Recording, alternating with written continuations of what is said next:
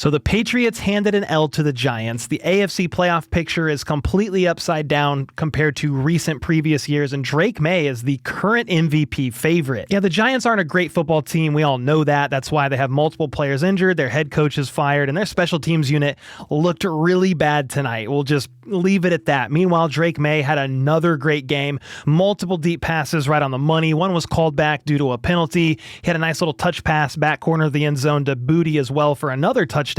And this is not the first game that Drake May has been playing at a very high level. It's been week in and week out. They can't control their schedule, right? I get that. And that's the knock on him. Well, they're not playing tough teams. Well, they're playing who they are getting on their schedule. They're 11-2. Drake May is the current MVP favorite. And if he keeps this up, I don't want to be overreactionary, but you have 12, 13 weeks of an example now. But if he keeps this up, he's winning MVP. Matt Stafford had a pretty down game last week. Couple of picks. One was a pick six. He had a fumble. Matt Stafford, to me, a couple weeks ago, I'd say that's probably your MVP. But I don't know. Drake May is super consistent, and he might very well get that MVP. And then you've got the playoff picture in the AFC. The typical, traditional, recent year powerhouses like the Ravens, the Bills, and the Chiefs. They're in the hunt still. I think the Bills get in, but they're not winning their division. The Chiefs, they're kind of on their last leg. They need to beat the Texans. If they don't, they're possibly not even making it to the playoffs. The Ravens started out very slow. I think they were like 1-5, and they're slowly but surely climbing.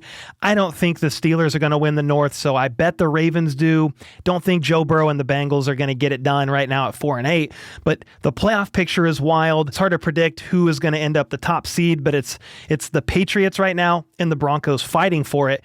Two teams that you would have probably not predicted to be fighting for the top seed at the beginning of the season. The Colts are in the picture. They're kind of free falling, but man, what a crazy year for the NFL. And I know I'm just talking AFC, but the NFL script writers, the script makers are loving this. Even just fans in general, it's good for the sport, even though I, as a Chiefs fan, would rather the Chiefs just continue making all these deep playoff runs. But when you have these teams get in there that aren't normally getting in there, that just makes for something different, and people like different. People don't like the Patriots winning every single year, the Chiefs winning all these recent years, and sad to admit it, but the Patriots have their franchise quarterback. What a year two leap from Drake May. The coaching stability that Mike Vrabel has been able to bring to that team has been night and day difference. It's pretty frustrating for me as a Chiefs fan that you had Brady all those years, didn't really go that long in between franchise quarterbacks, and that's what it looks like Drake May is. He's playing at a very high level, could very well win MVP, and the NFL is in a very interesting spot as we get ready for the 2025-2026 NFL playoffs.